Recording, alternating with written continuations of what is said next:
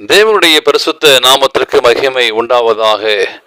இந்த காலைவேளை உங்கள் அனைவரையும் ஆண்டவராகிய இயேசு கிறிஸ்துவின் இன்ப நாமத்தில் உங்களை அன்போடு வாழ்த்தி வரவேற்கிறேன். விண்துளிகள் வாயிலாக இந்த நாளிலே சந்திப்பதிலே மிகுந்த மகிழ்ச்சி அடைகிறேன். இந்த நாளின் செய்தியின் தலைப்பானது தெய்வீக பரிசோதனை. எபேசியர் 6 அதிகாரம் 11 வாக்கியம் சொல்கிறது, நீங்கள் பிசாசின் தந்திரங்களோடு எதிர்த்து நிற்க திராணி உடல் ஆகும்படிக்கு என்று சொல்லி நாம் வாசிக்கிறோம்.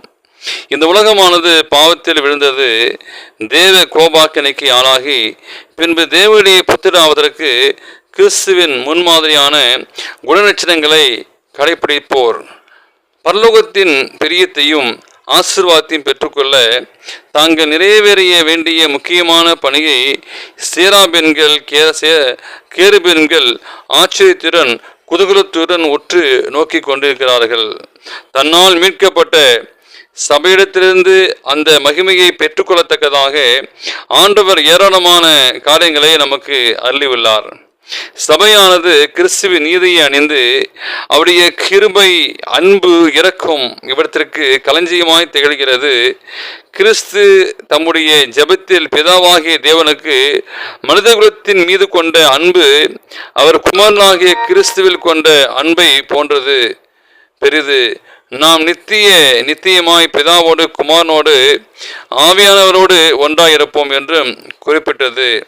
பரலோக சேனைக்கு விரும்பிப்பையும் பூரிப்பையும் உண்டாக்கி இருக்கிறது. எனவே பரிசுத்தாவின் நிறைவான பூரண ஈவு தம்முடைய திருச்சபையை பாதாளத்தின் வல்லமைகளும் மேற்கொள்ளாதபடி அதை சுற்றிலும் அக்கினி மதிலாய் நிற்கின்றது. தம்முடைய ஜனம் மாசற்ற தூய்மையான பரிபூர்ணம் உடையவர்களாக விளங்கும் போது நாம் அனுபவித்த பாடு, அவமானம், அவர் காற்றிய அன்பு இவற்றுக்கு கிடைத்த பலனே அவர்கள் என்று எண்ணுகிறார்கள்.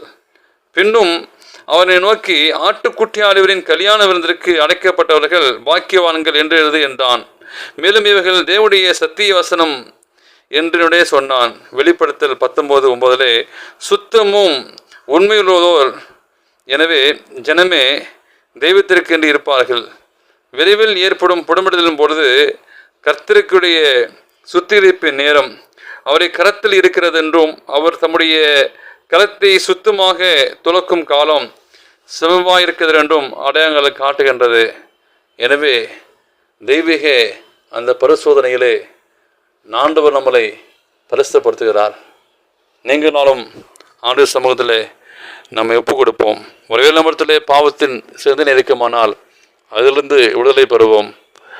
இந்த நாளில் தீர்மானம் செய்யுங்கள். ஆண்டு சமூகத்தில் உங்களை ஒப்புக் கொடுங்கள். தேவன் தாமே உங்களை ஆசீர்வதிப்பாராக. இந்த நாளை பிறந்த நாளையும் திருமண நாளையும் காணுகிற பிள்ளைகளை தேவன் அதிகமாய் ஆசீர்வதிப்பாராக. ஆமென்.